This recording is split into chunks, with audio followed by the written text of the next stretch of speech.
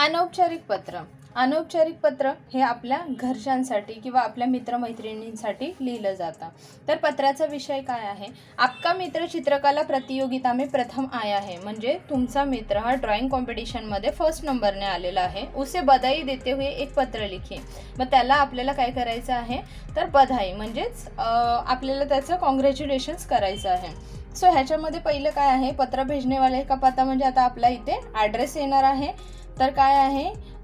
14A Kailashpuri Haridwar.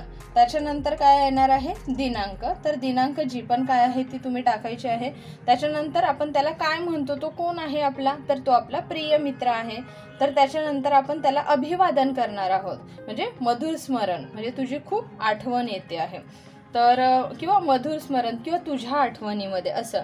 त्याच्यानंतर आपल्याला पत्राची सुरुवात करायची आहे.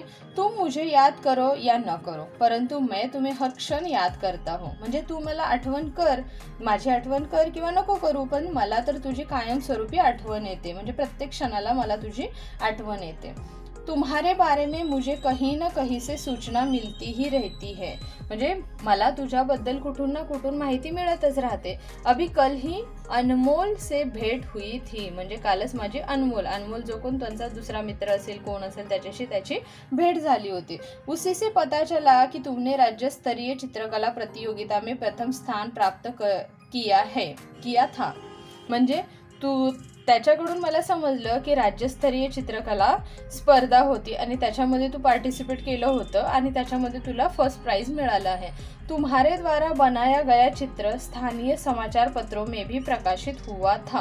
म्हणजे तू जे चित्र काढलेलं आहेस ते स्थानीय म्हणजे जे काय आपल्या घरी पेपर वगैरे येतात त्याच्यामध्ये सुद्धा प्रकाशित, म्हणजेच पेपरवाल्यांनी सुद्धा तुझं चित्र त्या पेपरमध्ये छापलेलं होतं. सच में यह बहुत बड़ी उपलब्धि है.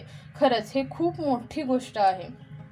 मुझे गर्व है कि मेरे मित्र ने ऐसा कर दिखाया. आणि मला खूप अभिमान वाटतो की माझ्या मित्राने हे सगळं केलं आहे. मेरी ओर से इस शानदार उपलब्धि के लिए तुम्हें हार्दिक बधाई. आणि ह्या सगळ्या गोष्टीसाठी माझ्याकडून तुला हार्दिक हार्दिक शुभकामना किंवा खूप खूप कॉंग्रॅच्युलेशन्स.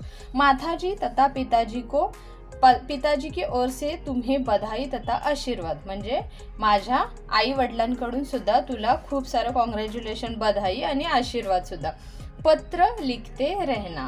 म्हणजे तू सुद्धा मला असंच पत्र लिहित राहा. तर हे कोणी लिहिलं होतं? तुम्हारा अभिन्न मित्र.